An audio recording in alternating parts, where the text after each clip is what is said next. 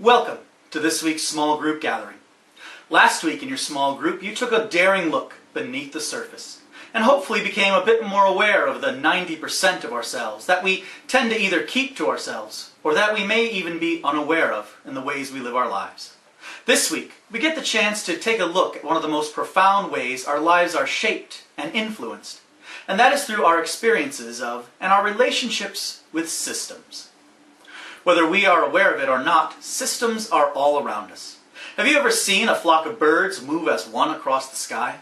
Isn't it amazing how they can turn at a moment's notice and not at all crash into each other? That's because they're working in a system. Or can you recall seeing a herd of deer or other animals and one of them gets spooked? What do? They all react and move together as one, don't they? That is because they are all a part of a living system.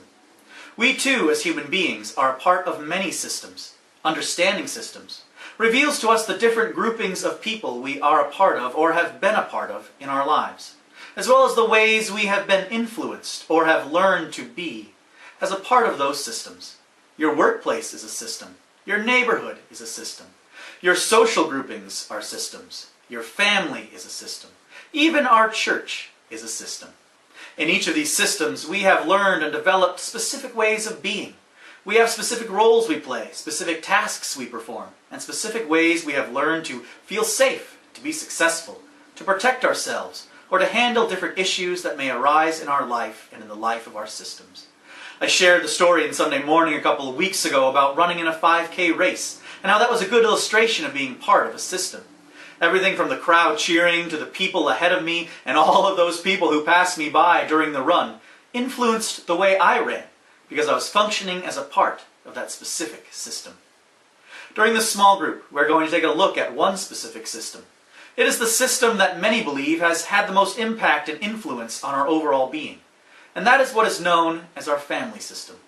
For some of you, this may be your relationship with your parents and siblings. For others, it may be relationships with grandparents, or step-parents, or foster parents. It is really whatever system you were a part of during your formative years, because that is the time in our lives when we developed our strongest habits of being. It is also the system that tends to have the most influence on how we be in the other systems of our lives. On Sunday, Pastor Sherry had a list of questions that she shared from the book Emotionally Healthy Church. That can also be found on page 29 of your workbook.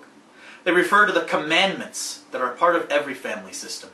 These are the spoken or the unspoken but understood ways of being in your family system. It is the great list, and we encourage you to discuss some of it together in your small group, but also to put some deeper thought into it on your own. For instance, what was your family's philosophy of money? How did you define success? What did you believe about God? How did you express grief? How did you talk about sex? Once you have learned some of these ways of being, we want to challenge you to take a step back and wonder, how does the ways you answered any or all of those questions reveal how you function in your being today? I'm willing to bet that some of, if not all of the ways you have learned to be as a part of your family system has some influence over your being in your other systems today. In this week's chapter of the Emotionally Healthy Church, we want to look more closely at breaking the power of the past. Now, this is not meant to say our families were shameful or should be rejected, but rather our desire as an emotionally healthy church is to be able to function out of our discipleship and our emotional health, rather than solely out of our ties to past systems. Now, some of you may be thinking, I love my family. There are a lot of great things they instilled in me.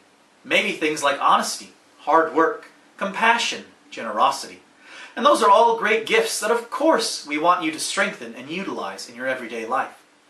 But what are the other things you may or may not be aware of?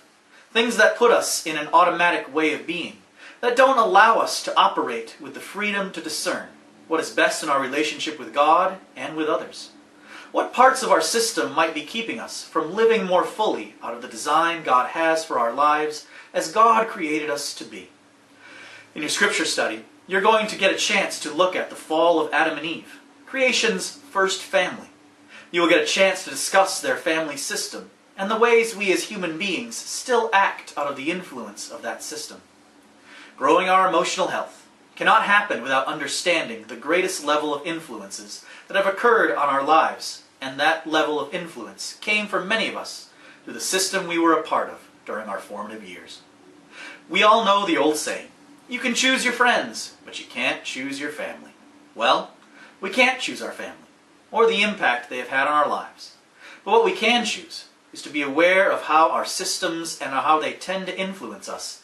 And with that understanding, we can find the freedom to more fully live out the design God has for our lives. Blessings to you as you continue this small group journey through the Emotionally Healthy Church.